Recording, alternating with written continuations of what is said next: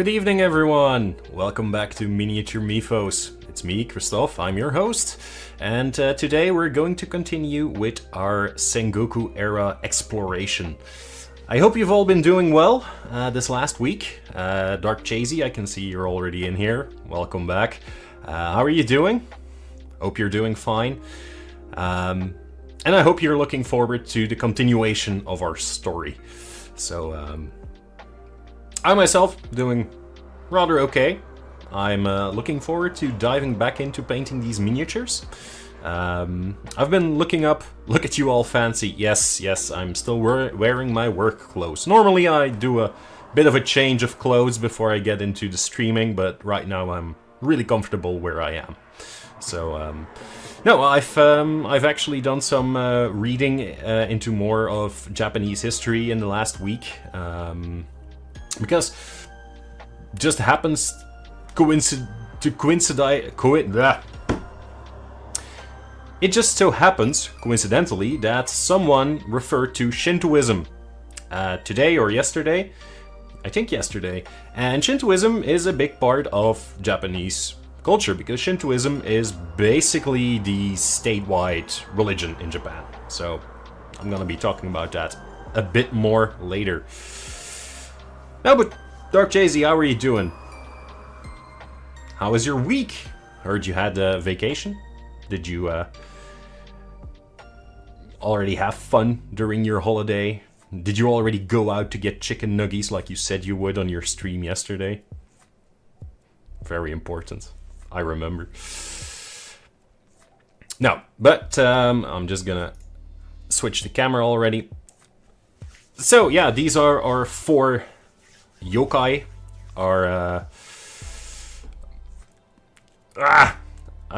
keep forgetting what they're called. I'm quickly gonna look it up. Well, I can cheat, right?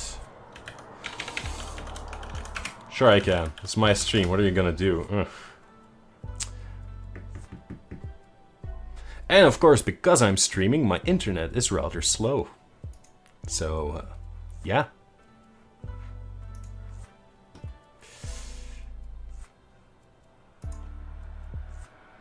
I am still live, aren't I?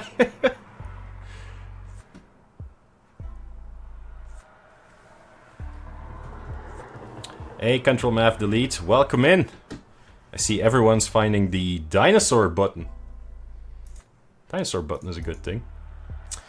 The Gasha Dokuro. I'm gonna store it in my mind. So the Gasha Dokuro is one of the yokai that stalks the Japanese folklore. Well, is one of the many monsters that stalks the Japanese folklore. The thing is, like I said, someone referred to Shintoism yesterday out of the blue, and I happened to stumble upon a PDF online. It was the Night Parade or something, the Yokai and the Night Parade of Japan, which is basically a collection work based off an original collection work of yokai from the 1800s. It's a reprint, it's a reimagining of that book. It's basically a yokai encyclopedia. It's very cool. After the stream, I'm probably gonna link it in the Discord. So if you wanna be there for that, I'm just gonna quickly link it in chat. And it's really cool because they have hundreds of different yokai in Japan. And like I said last time, yokai are a embodiment of ideas, concepts that are external to people. Why do I add being external to people? Because Shintoism believes in the internal parts of a human as well. And I'm gonna be, you know, I'm gonna get back into that, but one thing at a time. So yeah, I'm gonna paint 4 of these Gasha Dokuro, all, you know, representing one of 4 factions that was very prominent during the Sengoku era in Japan. I'm gonna paint them in the colors of the Oda clan, the Toyotomi clan, the Tokugawa clan, and the Date clan. Three of those, the first three, actually managed to rule Japan at a certain point in time. So they were very big historical figures, they were very important factions. Especially their leaders, their clan leaders, were one of the greatest historical figures in Japan, according to Japan. So, yeah. Now, I did a bit of an introduction to what are yokai, the monsters, the spirits in Japan, and what is the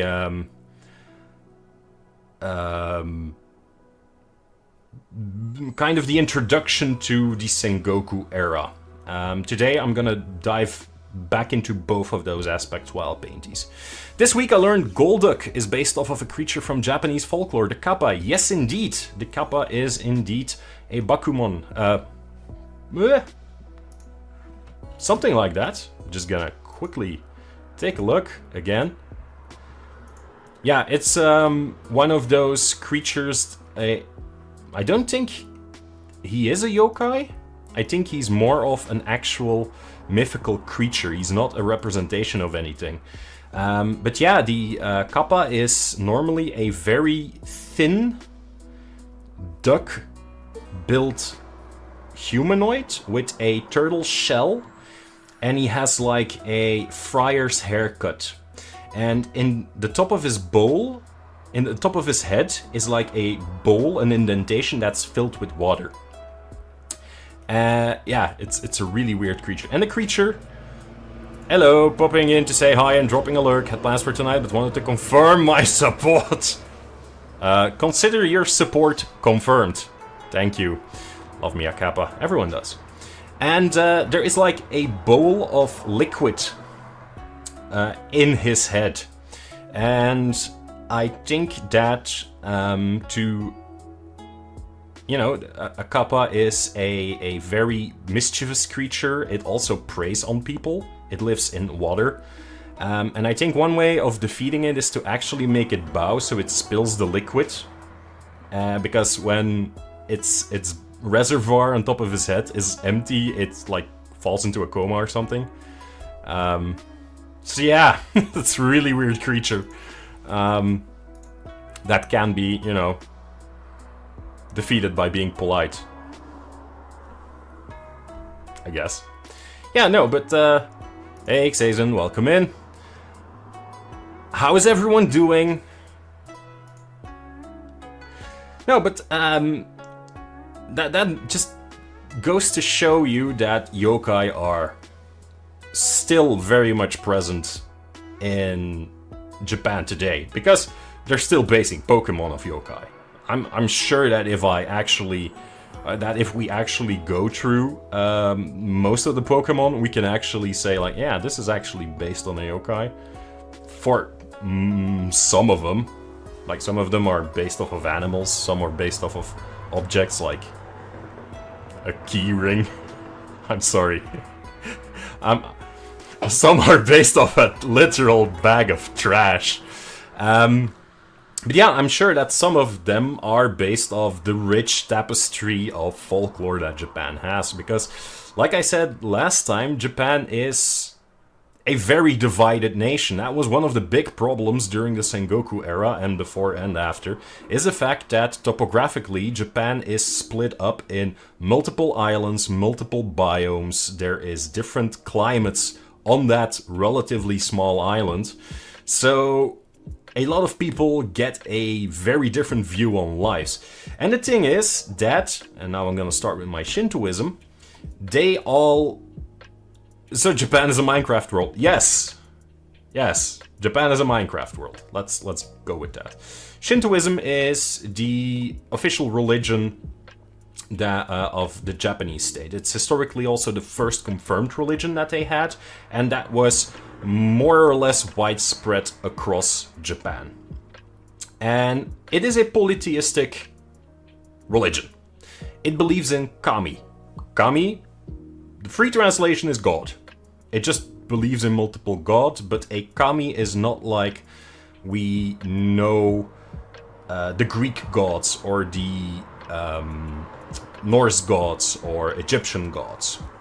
They are in a sense, but the kami are representatives of aspects of the world. Like you have Thor, god of thunder, sure, that's kind of his domain, but he isn't actually thunder. While the kami are both humanoid and part of the world. But what about Samurai Jack? Well, there are actually a couple of scenes in Samurai Jack where you can see the influence of Shintoism. For example, Jack's sword can't be corrupted by Aku. That is because Shintoism believes in animism. Animism says that all things, be it living, be it unliving, and with unliving I mean a rock doesn't live, or metal, everything has a spirit. And that spirit has a certain alignment, that spirit has a certain pureness to it. It has certain qualities. And those qualities are what we strive for, what we try to follow, what we try to emulate, as we humans have our own purity. So, while Aku is a representative, a yokai as it were, of bad qualities, what we Christians would say are bad qualities, the sword that Jack wields is a representative of good, pure qualities. And that's the reason why that sword can actually hurt Aku while he's mostly impervious to other things. So that's one of the things in Samurai Jack that you often see, is that Aku can just do what he wants because there is corruption, there is impurity in humans' hearts. All humans lie, cheat, gamble. And that's not a bad thing in Shintoism. You can do those things. The thing is that you have to find balance in yourself. Every human is born pure and is corrupted at a certain point in life by various aspects. And you just have to be pure enough, in balance with yourself. Though, the more impurities that you have, the more you project that into your environment as well. And that is where the yokai come in. Like I said last time, yokai are amalgamations of negative energies. Those are things that just form as spirits of a certain trend. Like I'm saying here, those four Gashadokuro who are fighting with one another are representatives of the nation tearing itself apart during the Sengoku warring states. Like the Shah in World of Warcraft in Pandaria. Yeah, the moment that people brought war to the shores of Pandaria, the Shah, with beings of raw emotion and negativity, were unleashed and empowered. If there's people who play World of Warcraft or played Pandaria at least that point. So yeah, again, Dark Jay-Z, your comment about Samurai Jack is pretty spot on, because steel can't be corrupted, because its spirit is unliving, it's not a faulty human like we are. It retains its blessing that it got from being so old and being passed down from generation in Jack's family to generation until it reached Jack. And that's why it can actually hurt Aku. There's a couple of episodes where, or there's at least one episode I know of, where Aku is actually actively trying to corrupt Jack. And it's only because of Buddhist traditions, and Buddhism came on the scene in Japan around 500 BC. So Shintoism got mingled in with Buddhism at a certain point, and a lot of Buddhist traditions, especially with karmic projection, became part of the Shintoism because, like, the basis for it was already there. And in that one episode of Samurai Jack, it's actually Buddhist monks who help Samurai Jack get over his corruption by a coup. And then he manages to beat it back because he regains his purity that he has as a human. So yeah, I knew you weren't expecting me to actually humor your Samurai Jack shit anymore, but here I am. No, it's just because it actually has a point. Now, enough talk about this. I am going to start painting in the meantime, so I can actually get some stuff done. So, we've got...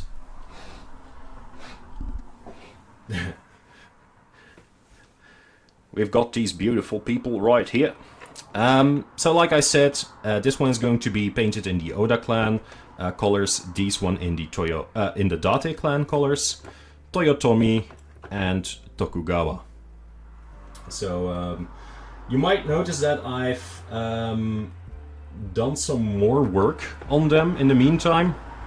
It's just to get to speed things along a bit, because otherwise I'm just sitting here waiting for stuff to dry, and that's just not fun for anyone to look at. Now I'm just gonna take a look.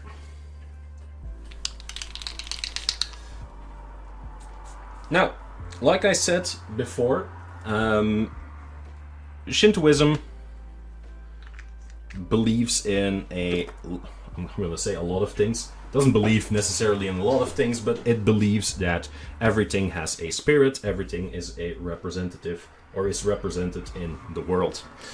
And you can appease spirits, you can talk to spirits, you can, revere the kami.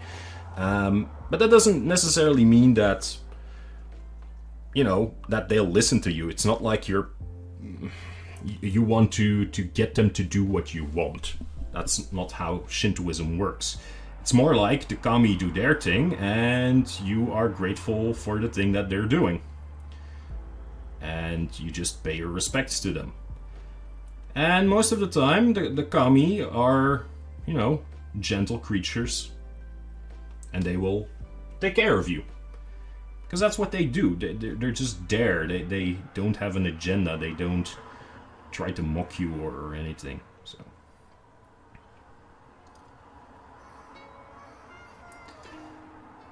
but yeah.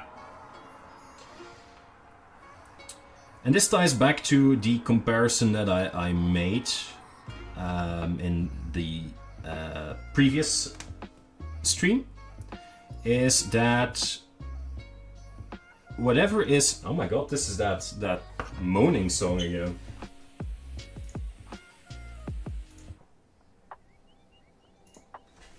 Skipped.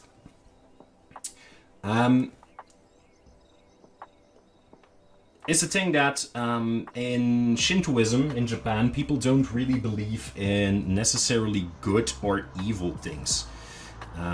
Misfortune, just bad luck, greed, ambition, self-preservation, lying, cheating, stuff like that are seen as unfortunate qualities. Those are negative qualities, those are negative actions, but they're not seen as bad actions per se.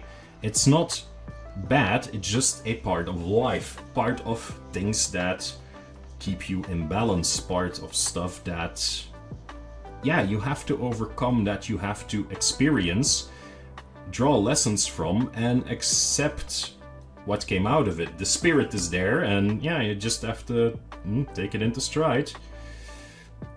Now, that doesn't mean that that there is like no morality in Shintoism. Of course there is. Like, people have to take care of one another. If you take care of stuff, then things take care of you. That's just the way. But it's less doom and gloom hanging over your head and being judged all the time like it is in our church. It's just nice knowing that, I don't know, like, have you ever looked like to a large rock, a boulder? Let's say you go to a place where there's like a very rocky terrain, and they mostly do that in like national parks or very let's say forested terrains, walking routes, where they put like a huge boulder there. Imagine that boulder being there for thousands, if not hundreds of thousands or millions of years. That thing would have a spirit. It might not be the spirit that we know, it might not be sentient like we realize, but that thing has molded the land and has affected the land way more than we will ever do. Its spirit is way stronger than ours. It is a literal force of nature, even though it's just a rock standing there. It's or sitting there. And that's the whole thing with Shintoism. Respect that rock. That rock could be like your revered elder. That could be a guardian spirit.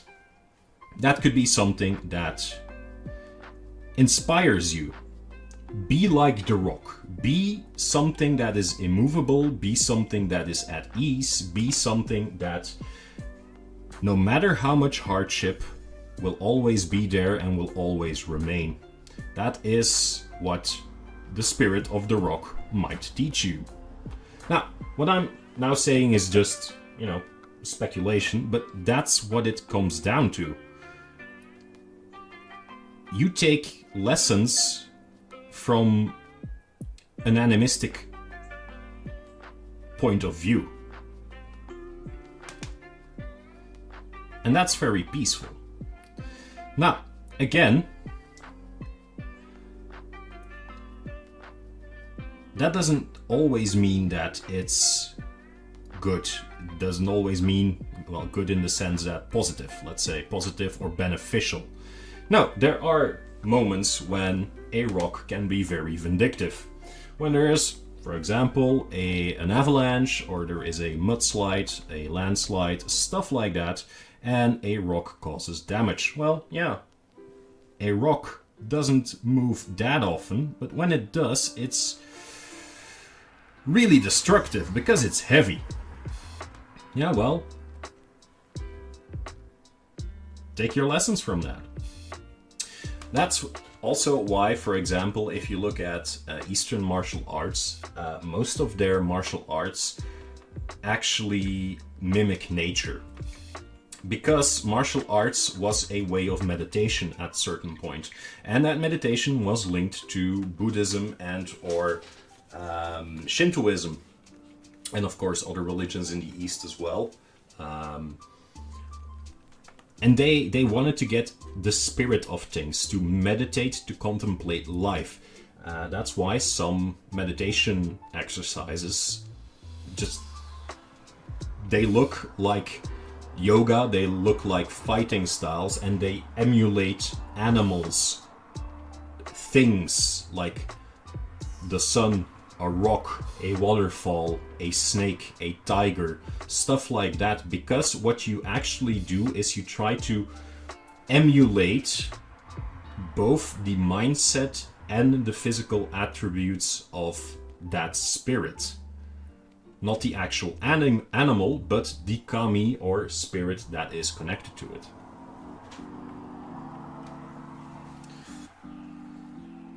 I hope I'm making sense. If I'm not, please tell me. Then I will completely ignore you.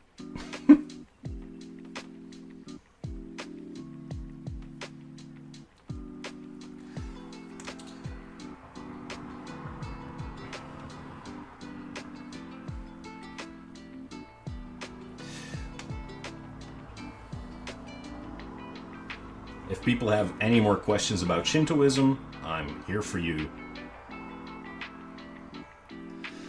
But I also want to point out, I'm just gonna add this real quick, that some of these kami are actual, let's say, gods like we know them.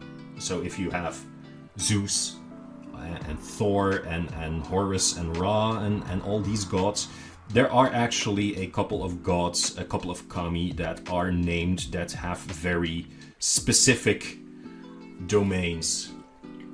For example, you have Izanagi and Izanami, which is a couple of brother and sisters, and when I mean couple, I mean actual couple. You also have Amaterasu. I just wanna point out that if you want to play a very wholesome game that has a lot of Shinto and Buddhist elements to it, play Okami. It's where you play as Amaterasu, the reincarnation of the actual deity Amaterasu. Basically, you're a cute pupper that goes around into the world and with its brush powers reshapes reality. So it's really cool. You get into a couple of very famous folkloric tales from Japan, like the fight between Susanoo and Orochi, like the Space Princess, that's the girl in the bamboo stalk, if I remember correctly. That's Princess Kaguya? I think it's Kaguya. Or Kaguya, I don't know. But there is some very nice references to Japanese folkloric tales, and it's just a very cool game to play. Just, like that.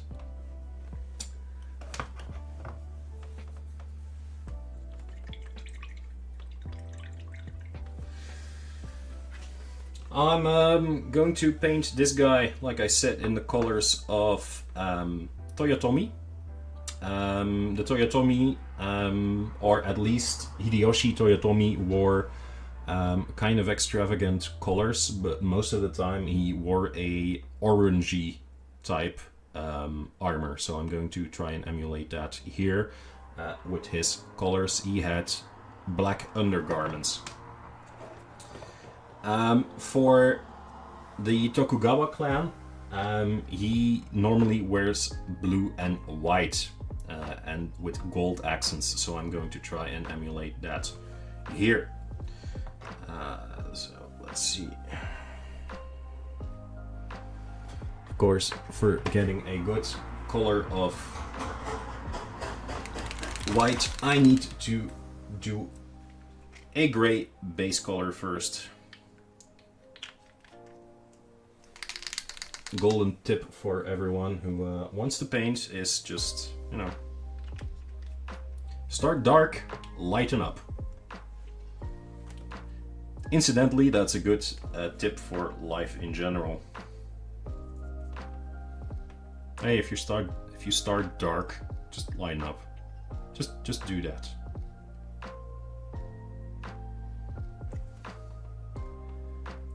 And drink more water.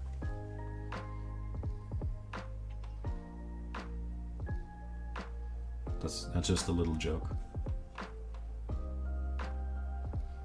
I was gonna add, don't drink more water, but you know what? No, my common stance. Drink more water, kids.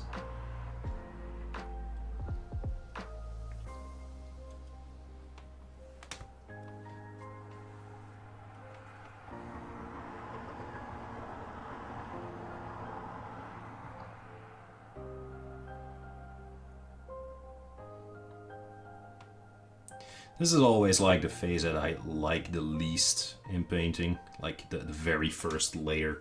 Like, okay, yeah, you're coloring them in and you get like a feel for what's it gonna look like, but yeah, it's so messy. Like, I can't work clean from the get-go. Like, there's artists out there who can just immediately take a clean line, clean paint, clean like surface from the get-go, from the very first moment they put the brush to their miniature, and it's perfect. And I'm here like, yeah, no, I'll fix it later. Yeah, I don't mind going over the same thing a couple times because I'm so clumsy and I don't care.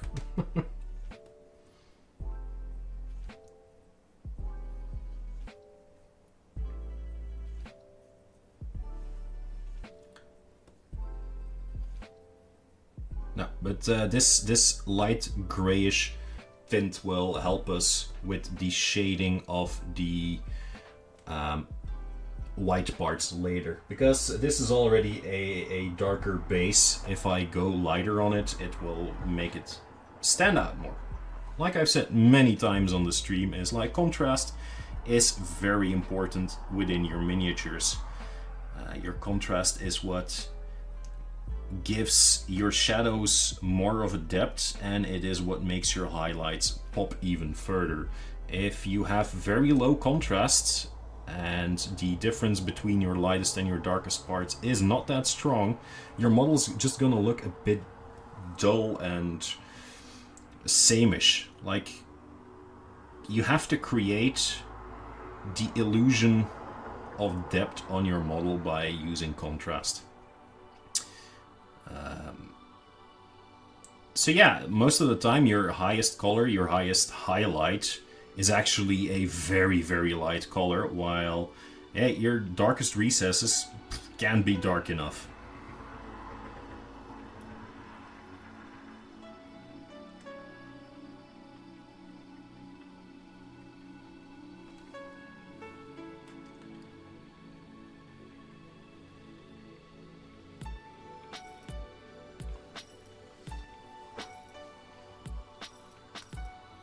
Also gonna paint this guy's helmet, because it's a very obvious helmet on how to paint.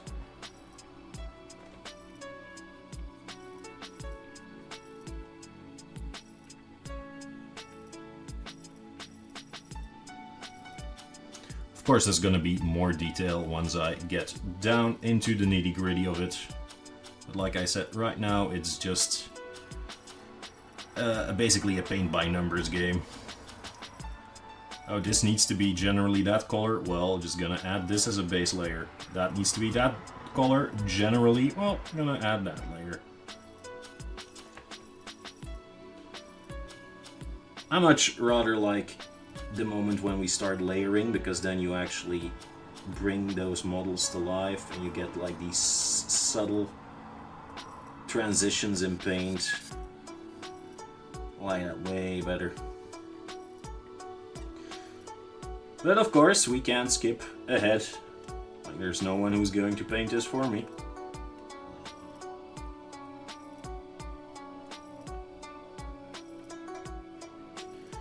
Speaking of, if you have things that you'd like me to paint for you, drop me a message. Always happy to help people get their minis painted, or if they have projects in mind, I always like to help out.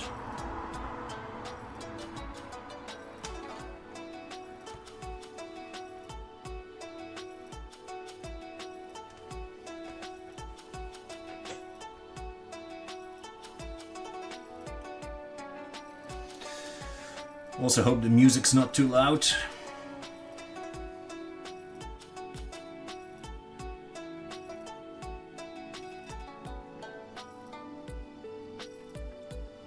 You can hear me all okay.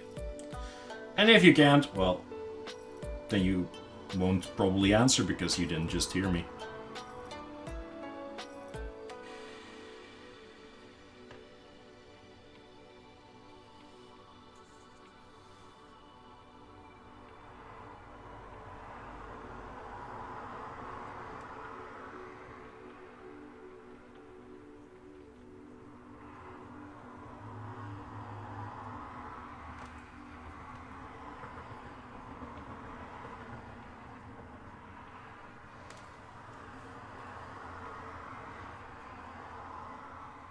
Really like these models. Got a lot of detail going for them. Just gonna try and show it to you guys. If it would focus on the model instead of my hand.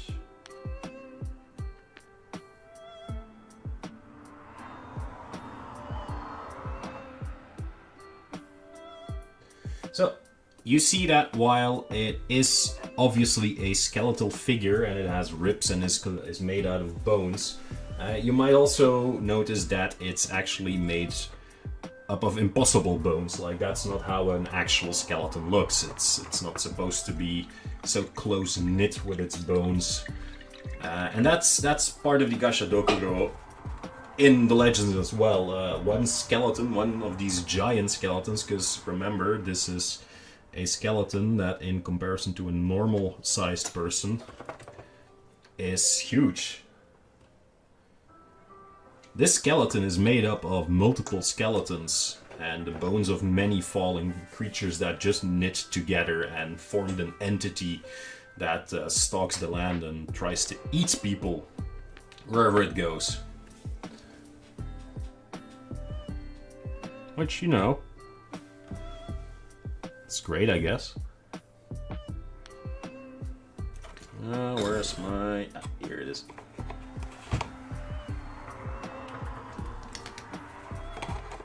Gonna go with a different kind of green.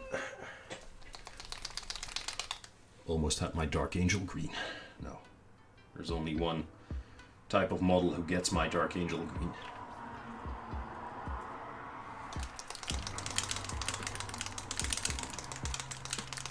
Incidentally, if you want to rewatch my Dark Angel stream, where I paint Dark Angels and talk about Lionel Johnson, shilling for myself.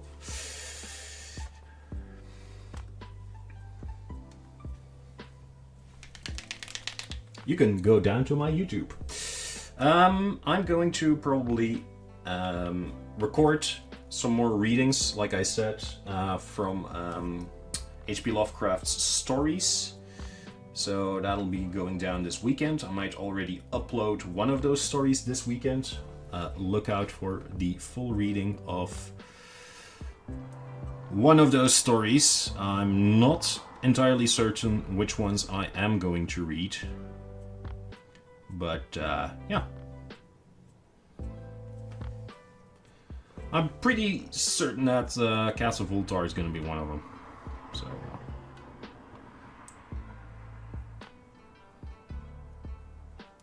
So, this miniature is from the Date clan, and he had most media that I saw, and most stories, he was called the One-Eyed Dragon.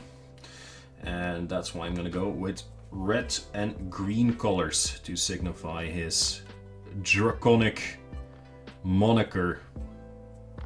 He also has one eye, but, you know, it's a skeleton, so it doesn't have any eyes.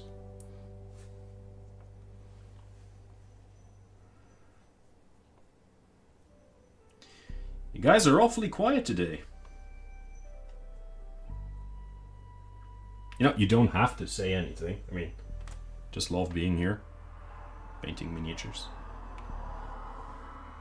Normally, feel you guys are way more engaging. Is everything okay with everyone? Everyone having fun? Everyone feeling good?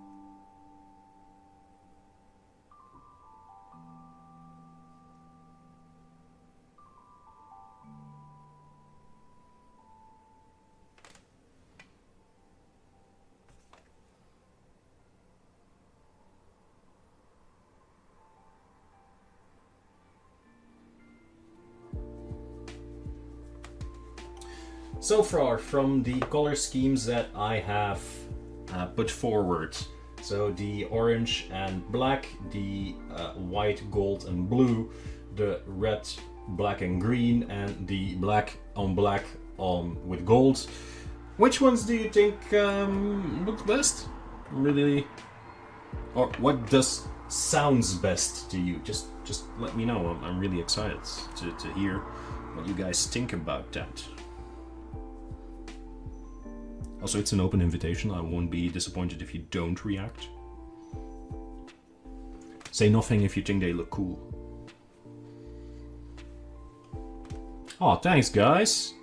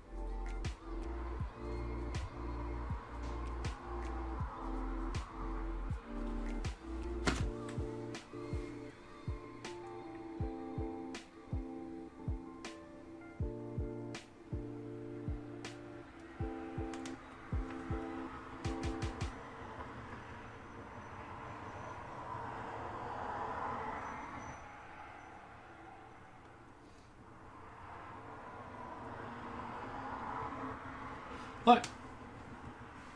Ooh, some fancy new colors. Damn it! You had to go and react, didn't you? No, it's okay. Yeah, fancy new colors. So this one's going to be the one from the Date clan, and Date is like it's called the One-Eyed Dragon. Well, Masamune Date is. And yeah, I'm going to paint him in like dragon-like colors, reds, greens, and we'll see how it turns out.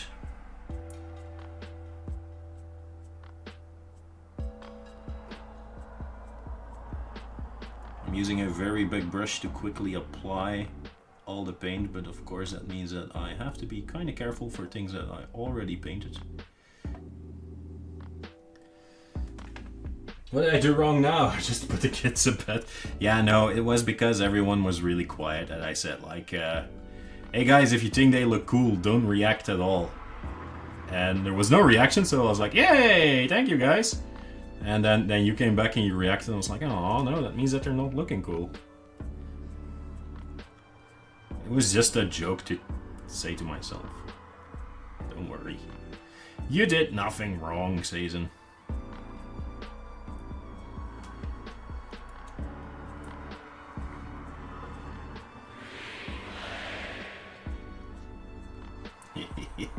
Green flame.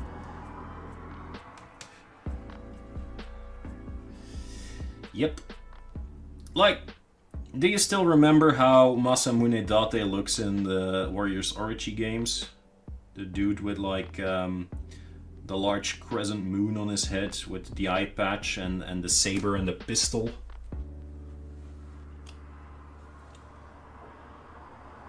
He was, I think, in Warriors Orochi 1, he was a villain because he was siding with Orochi for most of the game. I think. Honestly, no. Well, okay.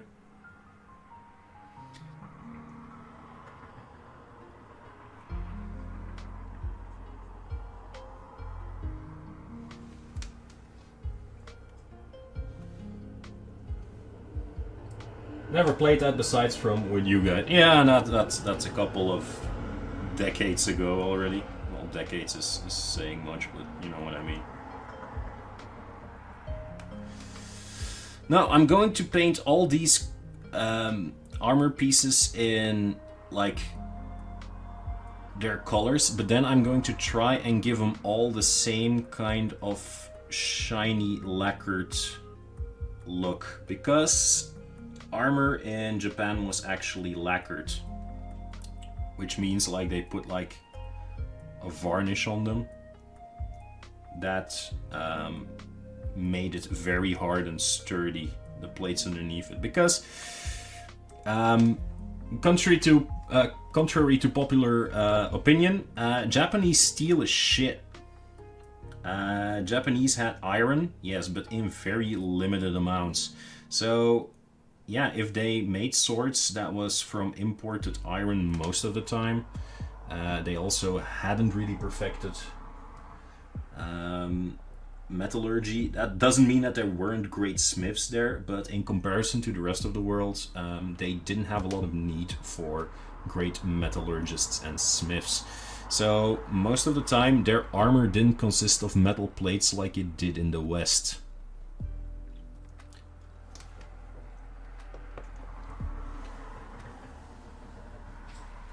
Was fun hacking them armies to bits, but mostly in co-op. Yeah, true. And this one's plates have already been done, so that's good. Now I'm thinking about what to do next. Well, this one's helmet still has to go.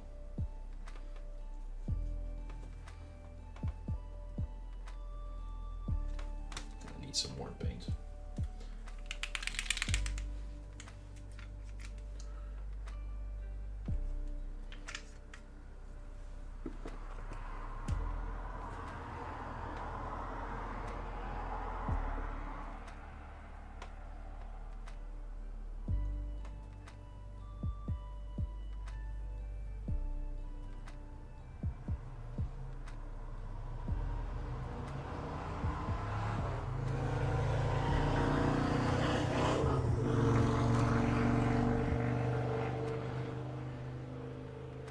Like, Seizun, tell me, if you were to be a Shinto believer, a monk, or just a follower of Shintoism in general, and you'd have to pick one creature, one object to take as your guide in life, what would it be?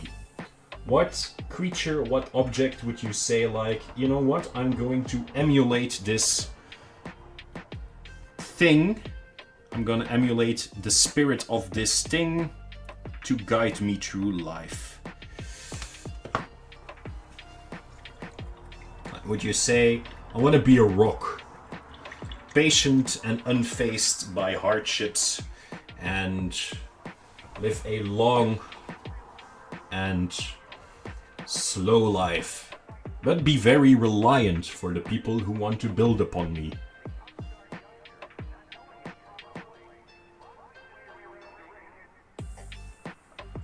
Or do you want to be fleeting and free like the wind that flows through the fields of pampas grass? Am I painting a picture already? Do you see it in front of you?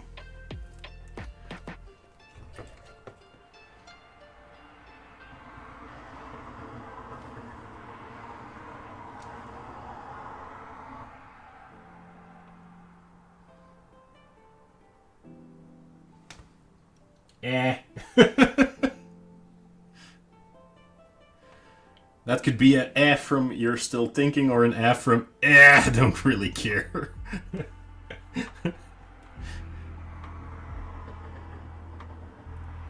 Hey, it's religion just like any other religion, and if that's not your thing, fine. Also, you're thinking, no problem. Also, I've, like I said at the beginning, I don't know if you were here for that, probably fire. Okay.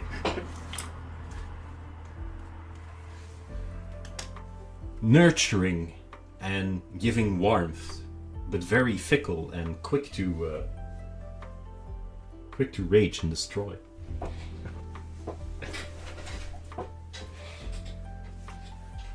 Warm help, but burning the fuckers down. Yeah, I'm gonna allow fuckers, because there's a lot of fuckers in the world. Might as well call them out in it.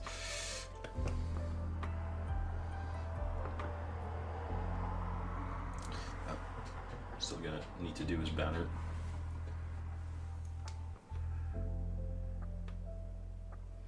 Yeah, that's It's a good thing. Like I was saying, like I looked into that Night Parade book. Also, the Night Parade is basically something that happens at, I think it's 2 a.m. And that's when the boundaries with the spirit world becomes very thin in Japan, according to lore. Also, no decent food without it. I won't tell your wife that you said that. But, you know.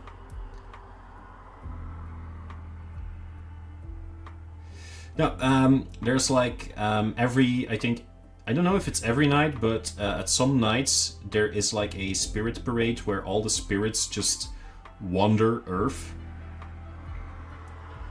And I really like that concept. That's in a couple of games, by the way.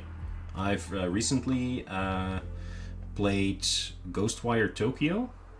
I might actually, you know what, that sounds like a game I could do on stream as well. And you get a lot of those spirits, those yokai as well.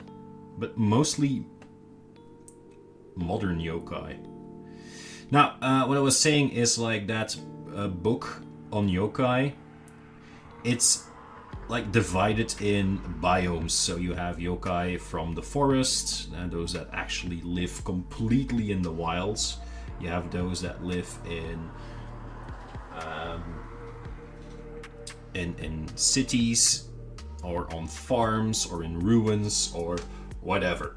And it's funny because if you look at the amount of yokai and the kind of yokai that are out there, there's a surprising amount of yokai that just look like either priests or women. And women, sure, women are scary things according to folklore, because female monsters or monsters that emulate the female form are everywhere, you know. But priests, like the amount of pictures that I saw in that book of giant man-eating monks, monks with one eye, monks with a very long neck, monks that turn into goop, even other monks that are just giant and eat people and step on them. I mean, it's amazing how many yokai take the form of monks. It's like, okay, are you guys okay? Is there a reason why your negative emotion take, you know, the form of clergymen? Also, is there a reason why your negative emotions take the form of women? Japan? Care to explain that? Yeah.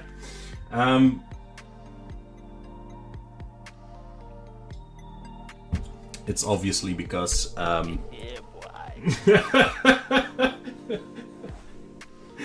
okay, that was perfectly timed. No, it's obviously because women draw out the worst in men. And that doesn't mean that women are bad, it's just that men are bad. Yeah. Let's just leave it at that.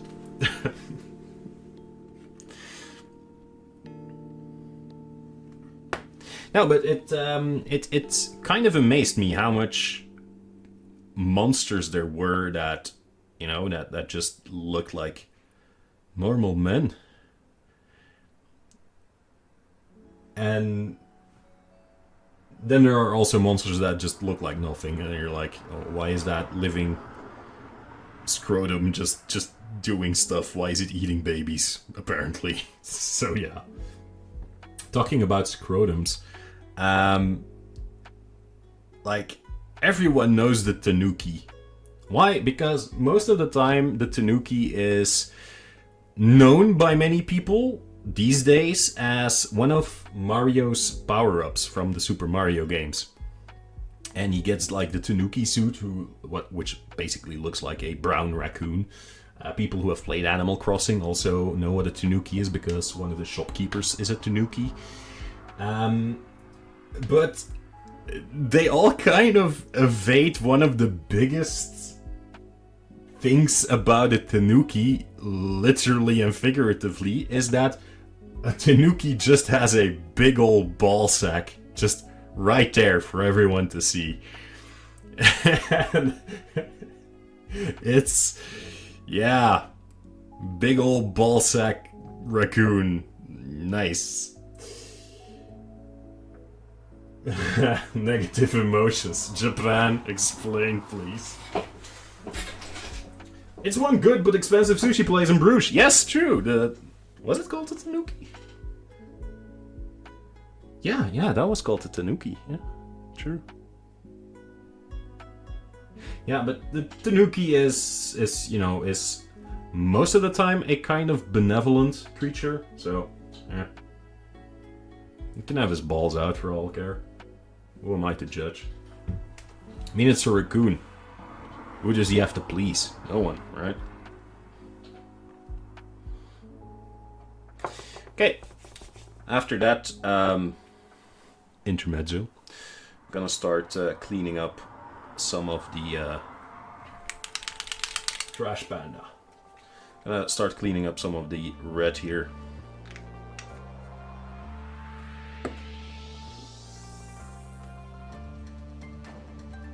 I don't know what the music is doing, but it's amazing. Already gonna start with layering, because like I said, I hate base colors. So I'm gonna go ahead and just clean this up. This needs to be a brighter red anyway.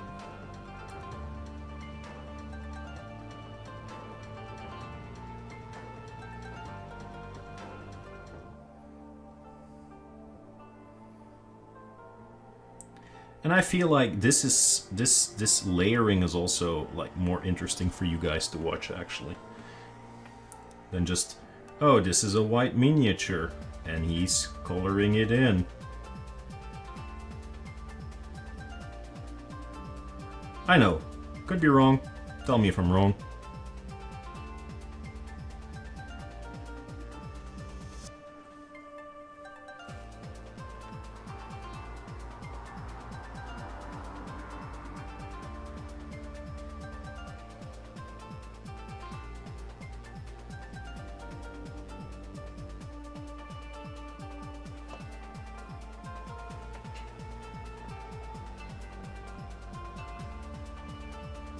Like I said earlier with like the contrast, you can already see it like in the cloth. Like the fact that, okay, it was red. Yes, it was red, but it was a very muted red. There was a lot of shades in there, it was very dark. And now with this color on top of it, it already looks way brighter. And we're gonna keep adding to it.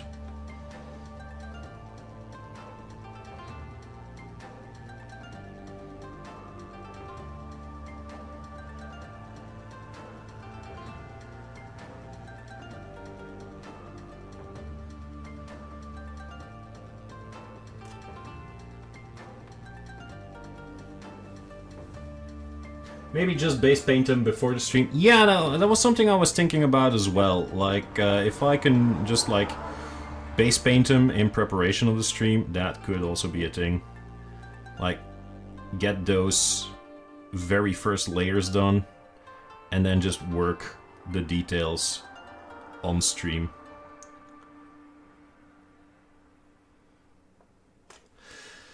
But I don't know, like, if there's people who actually like the fact that I go from completely blank miniatures to completely finished miniatures, that could be, you know, like a reason not to do that.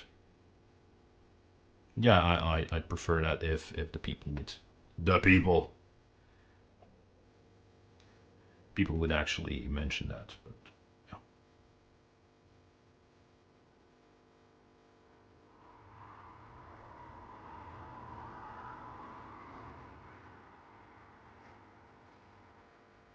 Also, something that I just recently learned is always use your brush in the same direction. Like, if you go over it in one direction, just keep going over that same area in the same direction. That's way better for your paint. And it'll look better. So just a little tip for everyone there. This stream is a gold. Yeah, I'm letting down my guard.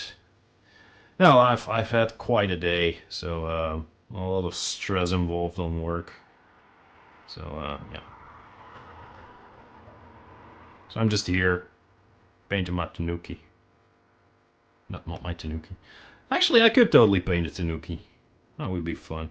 Could probably find like a trash panda with his balls out. Yeah, boy. Yeah, boy. that's one of the best audio clips out there, man. Oh, when the cooldown's done, could you play like I don't know, do I have Epic Sax Guy? Because I really like that song. Well, that clip, that music. Do do do do do do do do do do do do.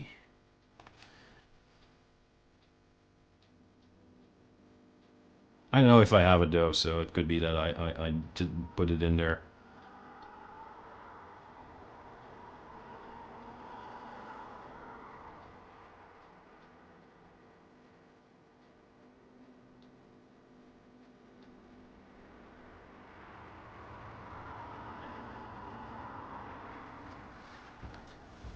Yeah, sure. After a minute, wait. I know.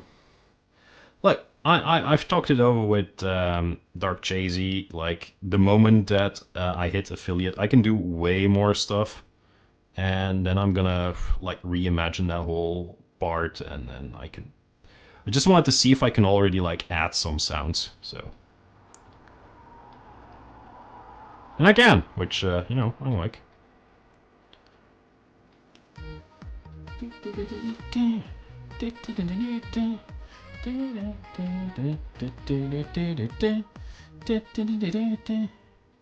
Thanks. That always makes me happy. I'm a simple man. I hear the Epic Sax Guy. I like. It's very silent though. Yeah, I'm gonna try and find a balance where that balance lies exactly.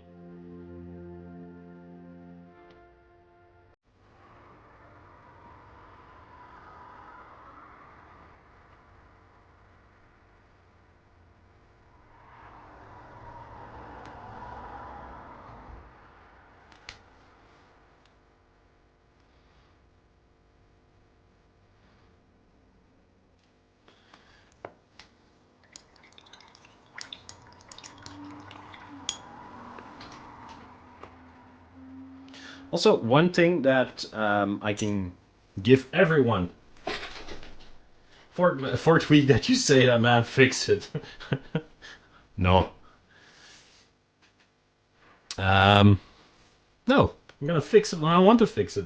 I told you. I'm gonna fix it when I'm affiliate. If you want me to fix it, then fucking make me affiliate.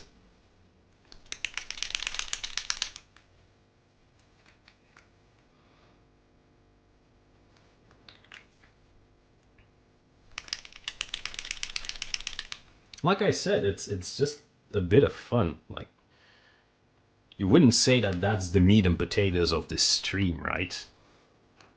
Right?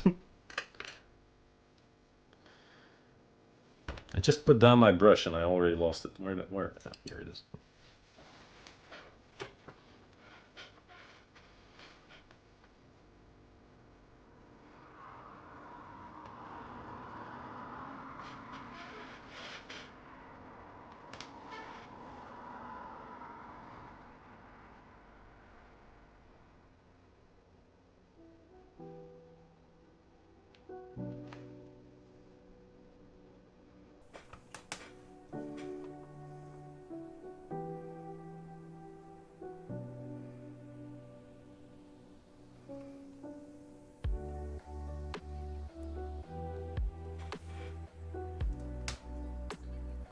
I followed you before the stream was even live the first time, and yes, that is what I do in streams. Play stupid sounds to scare the living hell out of you. So I do think I have a right to ask it. Sure. I guess. Also, my sounds aren't meant to scare me. Like, I know you do that in Jay-Z's stream to scare him. I'm never gonna put like.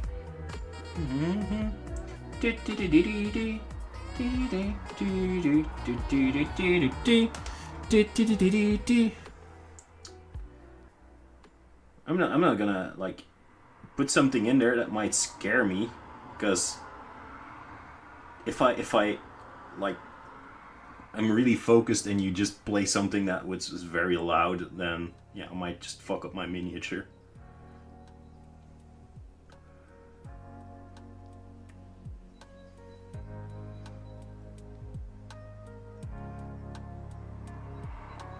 Also, he has the right business model. I shall soon give him a hat. Yeah, but that's a good business model, because every time that he's like playing something scary, he knows you guys are gonna fuck him over with those sounds. And then he's like, yeah, but every time they play sounds like that, they pay me. So, yeah, that's awesome. Like, he knows you can't not scare him, but he's like, yeah, I'm getting paid for just a little scare. That's okay.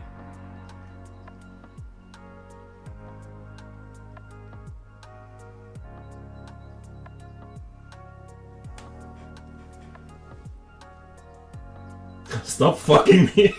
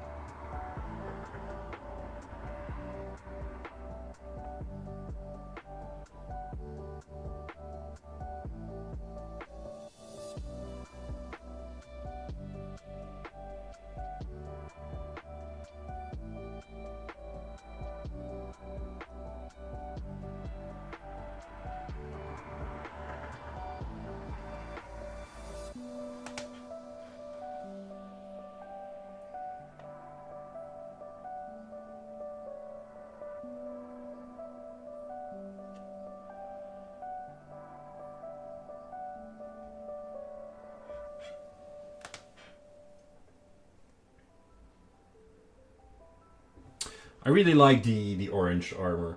I really like how that's starting to look. For you guys, it might not be the same because the lighting is not great. That's one of the things that I really want to change at a certain point, is because now I work with a LED strip.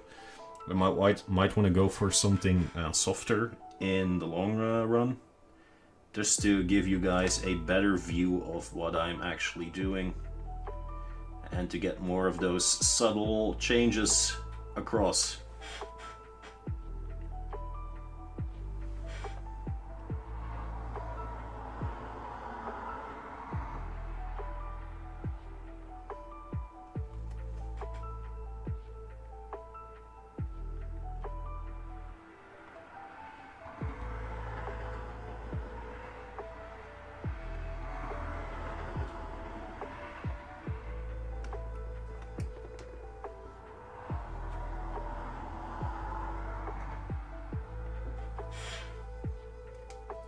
Okay, guys, just a question. What is your favorite piece of Japanese-inspired or just Japanese media?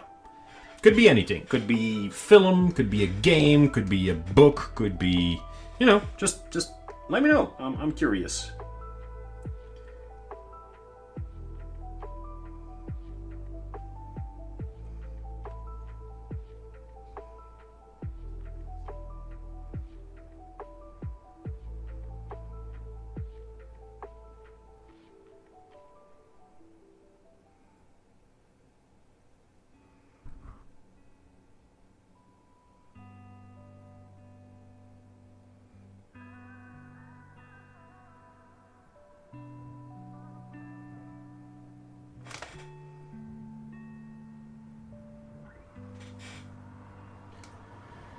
Anything Satoshi-kon ever touched? Please, Custard Sire, tell us, who is Satoshi-kon?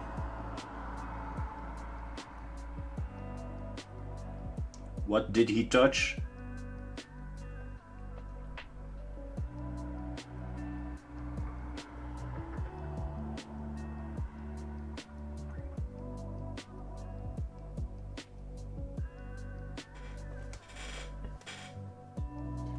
So if he would touch me, please no. There's been a lot of touching in Belgium lately, so don't add to it. Jay-Z, please.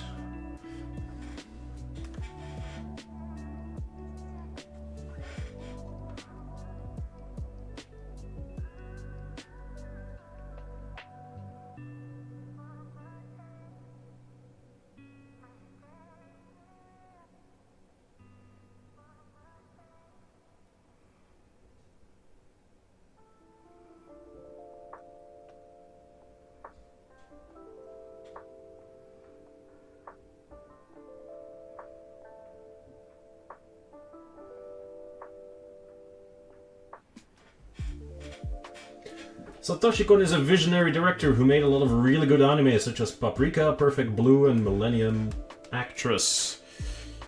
Yes.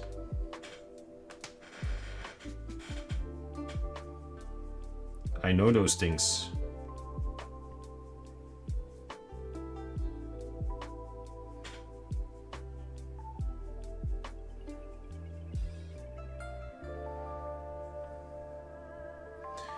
I'm gonna be a very basic male that grew up in the 90s, and I'm gonna say Dragon Ball Z. Honestly, if there's one piece of media from Japan that has kept me interested and that has made a lifelong fan out of me, it's Akira Toriyama's Dragon Ball series. I know that sounds really dumb to say, like, oh, a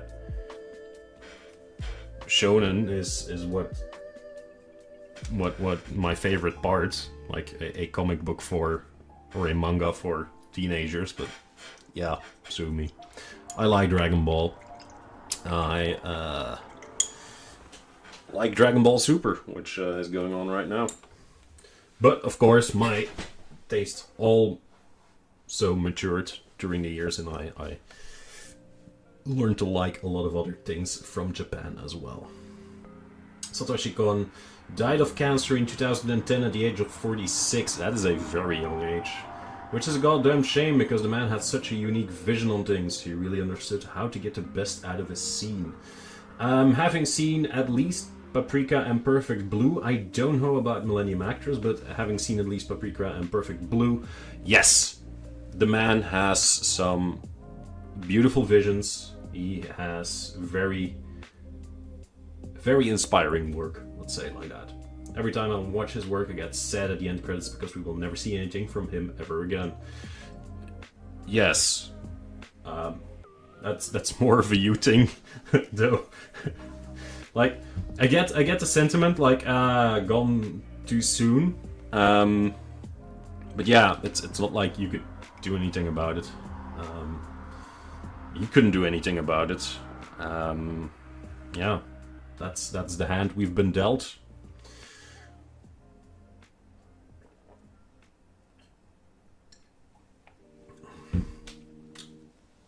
I'd say that Satoshi Kon is maybe, I was gonna say they're on the same level, but I think they're as inspiring or as known and beloved in the Western world as the Studio Ghibli films are. Like, if you talk about anime, if you talk about movies, then I am certain that most people will either refer Satoshi Kon or Studio Ghibli. I assume this is just a wild estimate.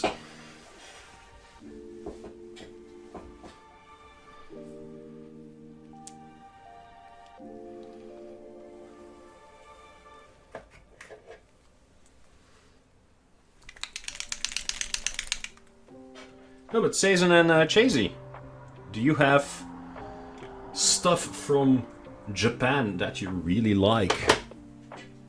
Media based, like if you say, yeah, I like sushi, okay, good for you, but that's not what I meant. I meant like media. If there's like a game that you really like, if there's a story that you really like, please don't say Samurai Jack, because that's not from Japan. Nolan and the dude who made Requiem for a Dream draw heavily from Kon's work. Oh, that's cool, I didn't know that. So like Christopher Nolan, I assume. Yeah, which other Nolan? Good job, Christoph. How many Nolans are there that are worth referring to? This is no diss to anyone who's called Nolan, by the way. Her name is Nolan. Good on you.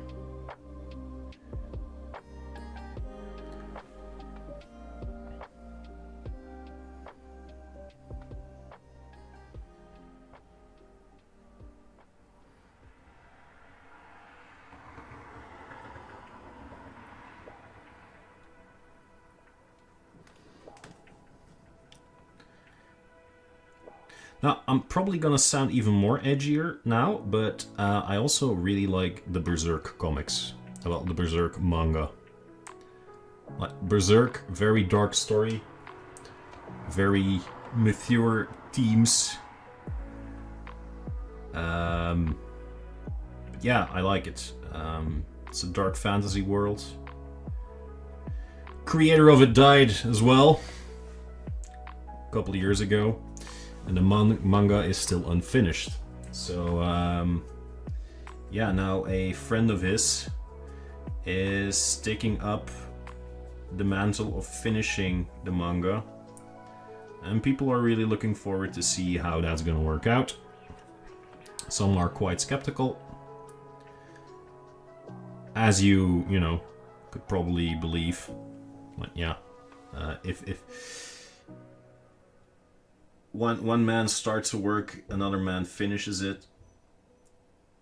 It's like if George R.R. Martin would die, having never finished his Game of Thrones series, well, A Song of Ice and Fire series, and then someone else says, yeah, but you know, I got the Cliff Notes and I'm gonna finish it.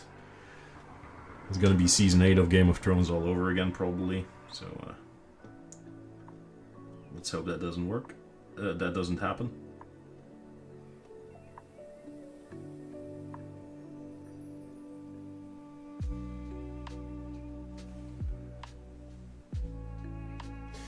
Don't you feel sad because he passed and never got to finish it, like I do with Kon?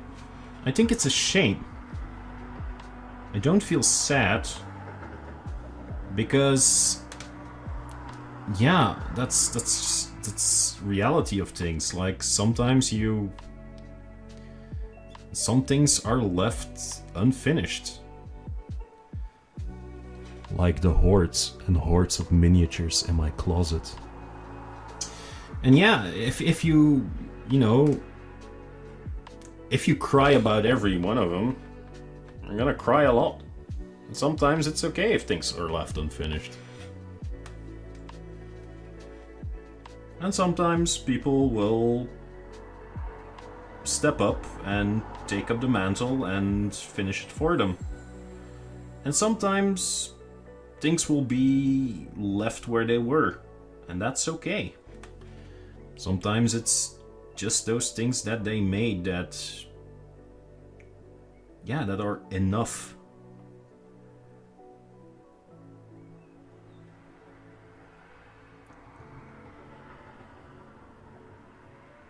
They've lived, they've given us what they could, and then they moved on. They passed from this world.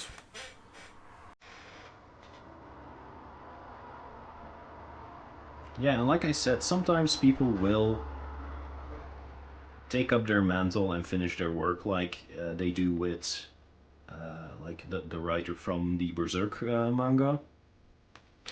And sometimes, yeah, you'll never go back to that, and you'll never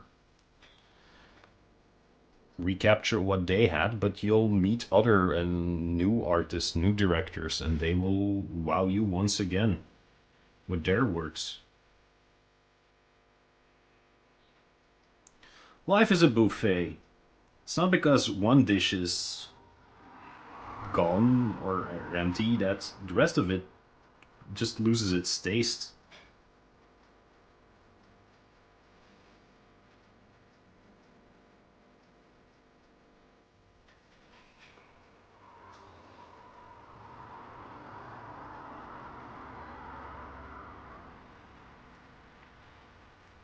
By the way, you can make Samurai Jack in D&D. Yes, yes, okay. Stop giving the man ideas. Is it like the Kensei? No, no, it's the samurai. There's an actual samurai subclass, right? A fighter is a samurai?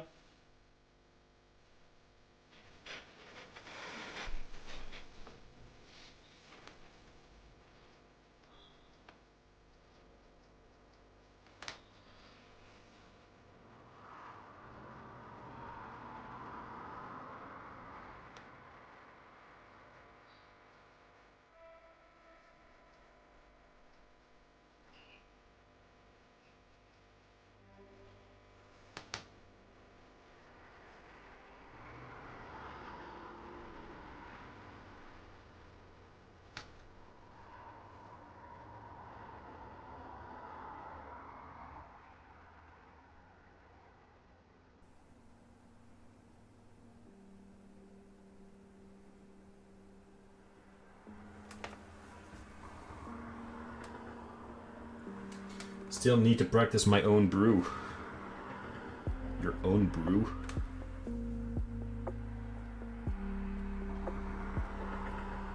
What brew did you make?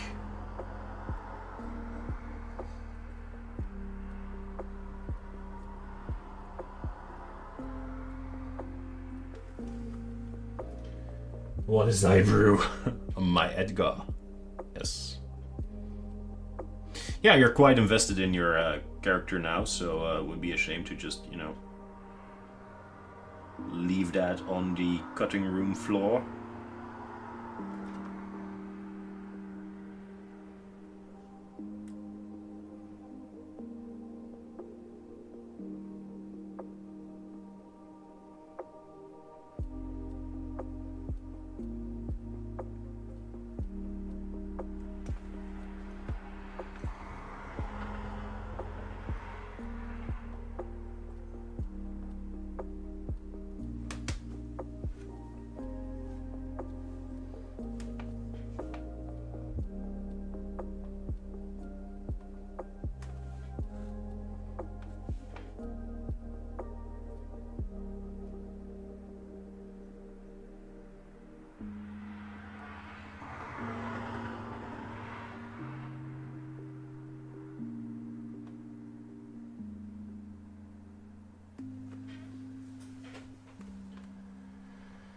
Hope he doesn't die of hypothermia. No, no, because he's. It's not gonna be in the first session that he dies. It's gonna be later.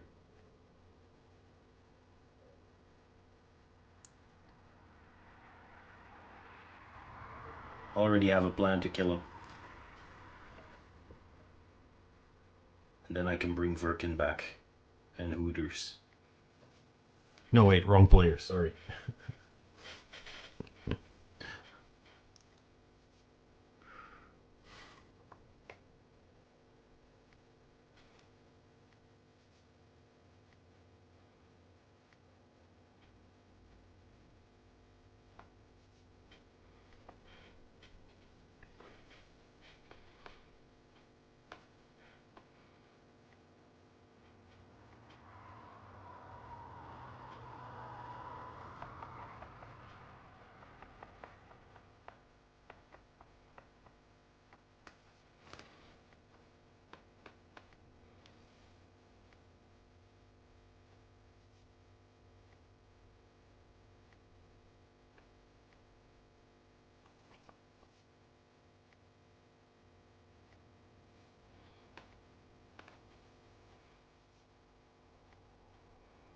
Nah, I don't really want Hooters back that badly. It's just I know it ruffles your feathers. Pun intended.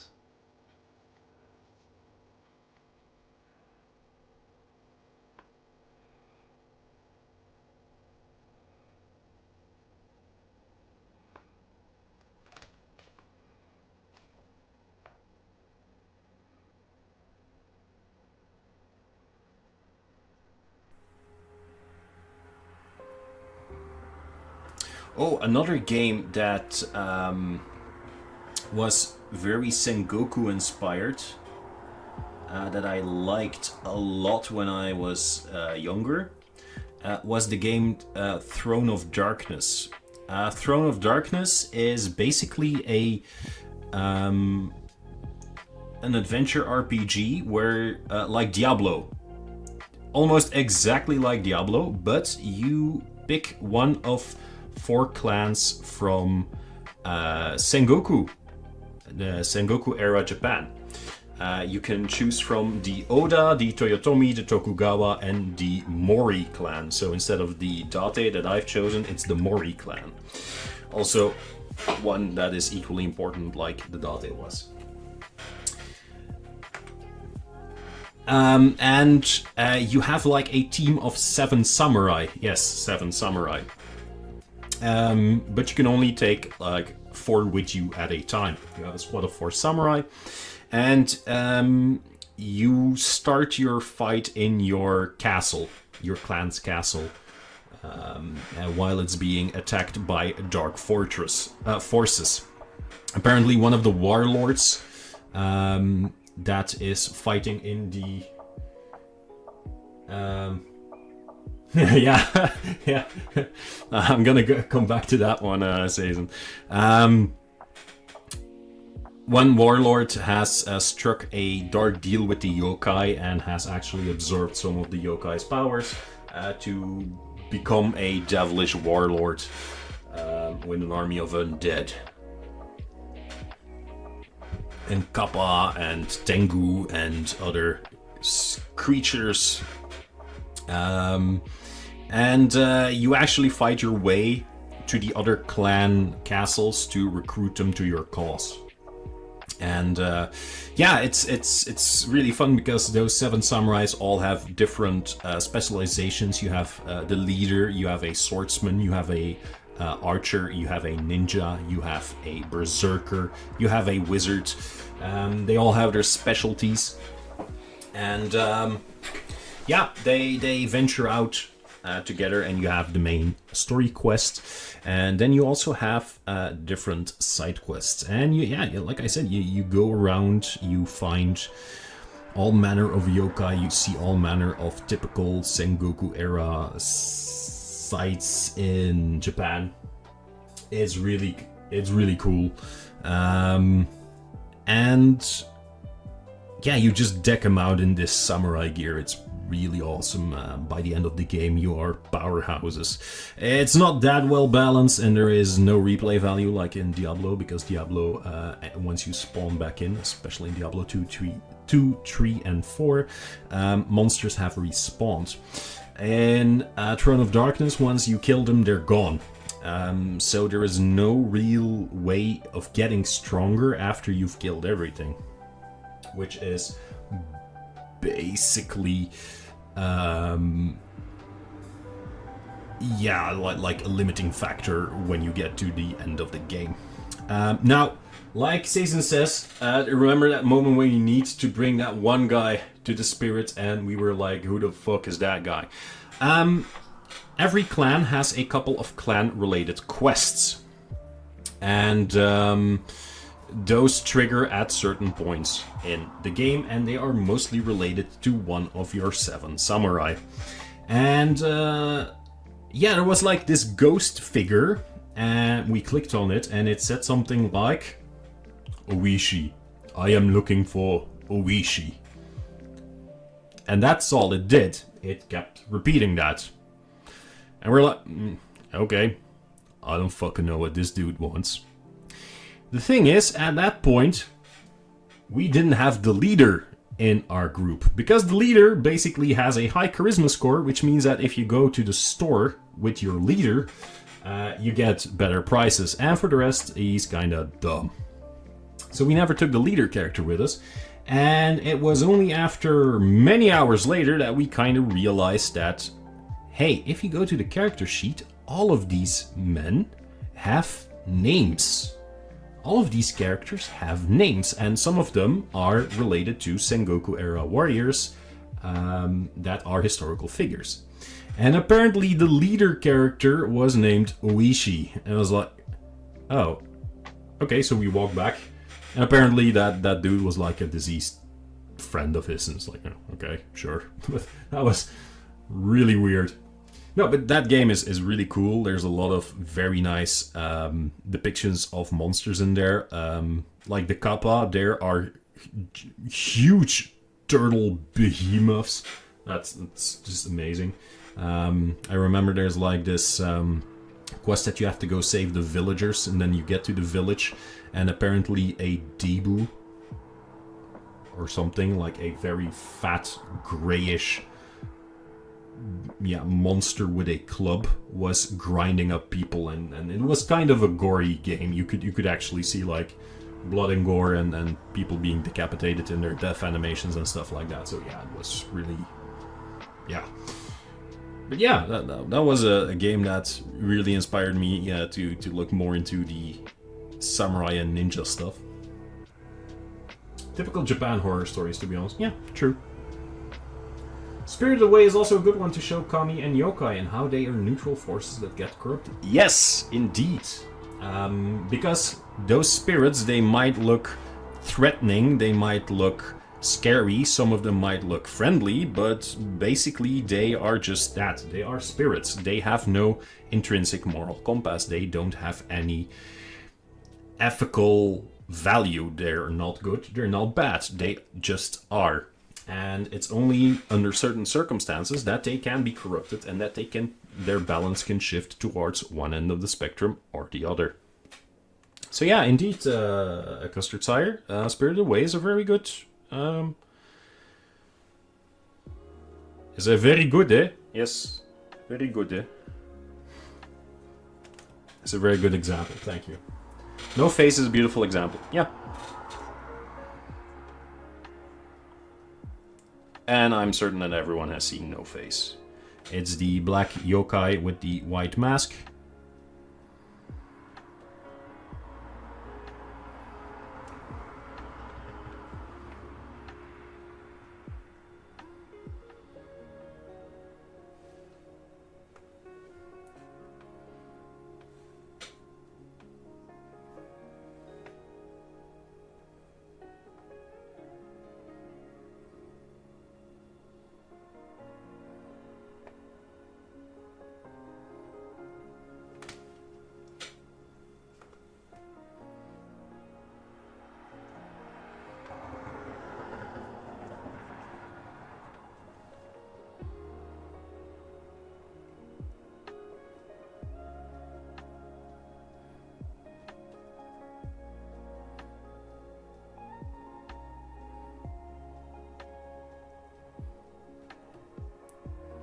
Yeah, but as you can hear, like, yokai and spirits are still very much part of Japan.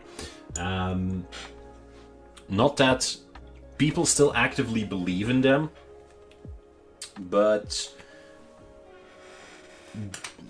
they know their cultural background, they know the cultural word, they know that those yokai exist, that they have a place in the world, and that especially older generations and traditions are based off of the fact that these spirits, these kami, these bakumen, these yokai exist. And yeah,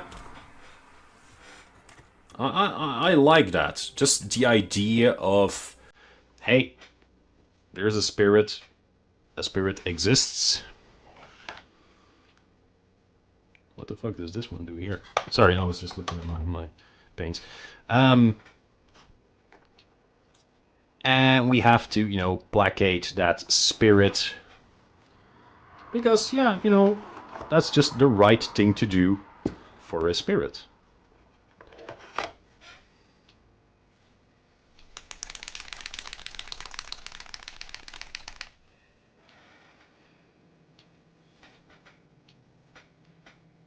Just taking a quick look at the paints that I've used last time.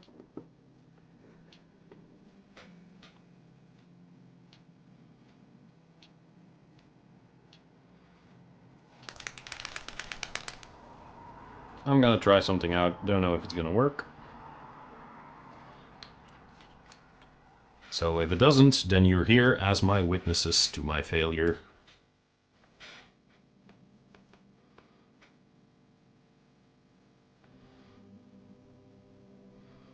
Ooh, I have a feeling that this isn't gonna work out. This is way too thick. This might actually work.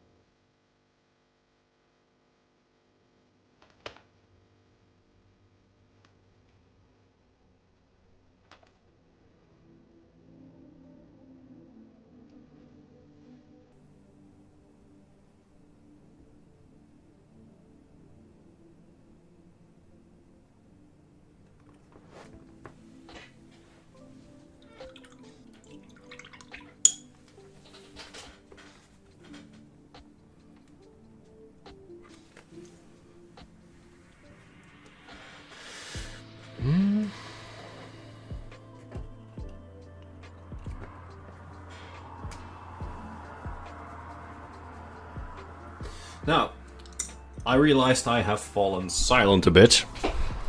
I am a bit lost in thought while I'm painting this. You guys are a bit lost in thought as well as you're just listening. So I think that I am going to round it off for tonight. What am I thinking about? Just stuff like basically to-dos.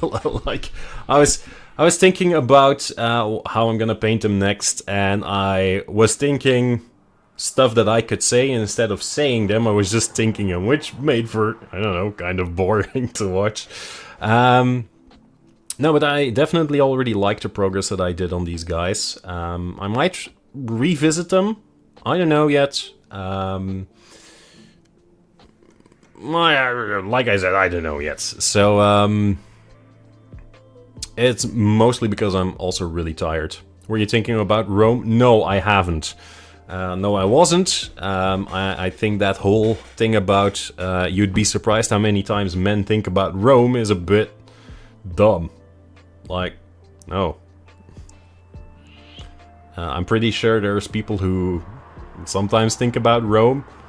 I also sometimes think about Rome, but not to the extent that that meme. So you don't think about Rome? No, not at the moment. No, like I said, I was just thinking about different stories that that I encountered in my youth of Japan. About yokai, about monsters, about other stuff. When will you wear wigs? Will you wear wigs? When will you wear wigs? No. And yeah, I was just thinking about, like, for example, the games Nioh, Nioh.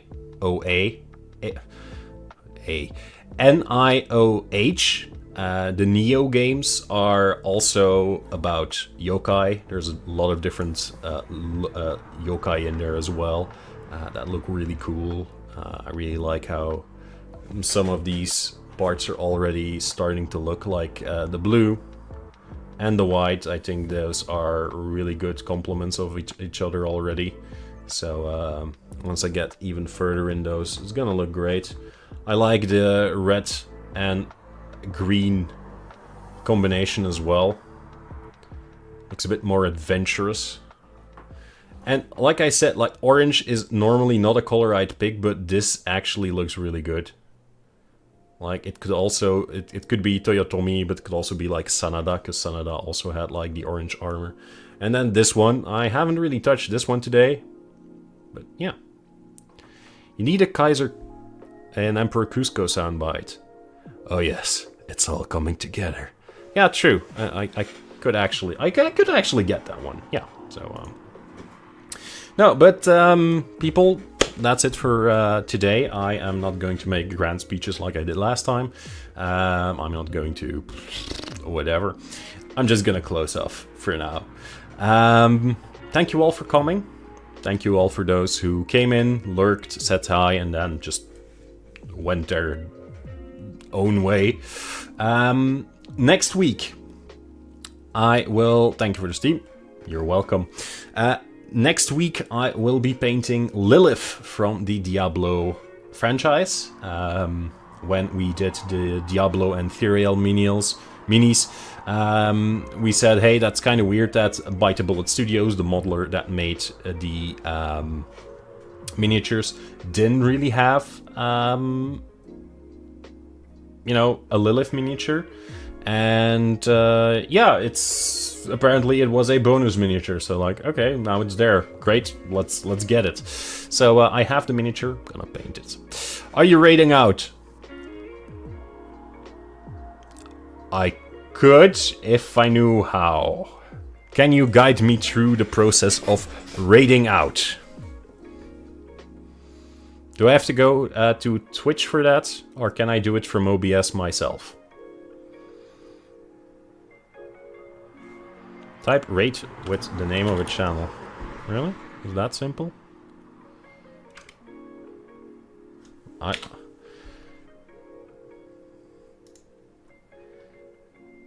Okay, but okay, I'm just gonna take a quick look. Is there an art channel here? Is there an art channel here? I'm just gonna quickly take a look.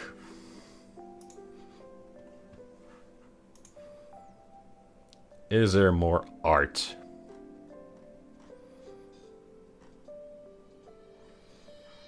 Phew. It's so weird that that art isn't the one that is at the top of my game.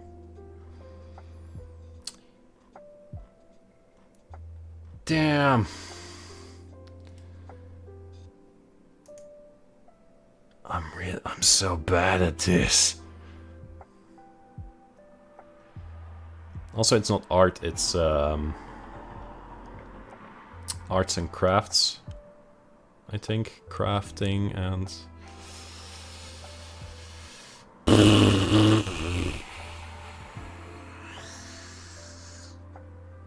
I also had a feeling that they just recently changed like the pictures of those like categories.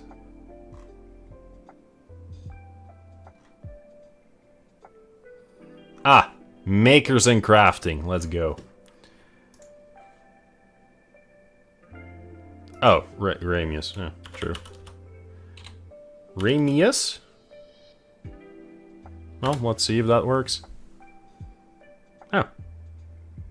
Okay. Apparently we're going to Ramius. Good. See you guys there.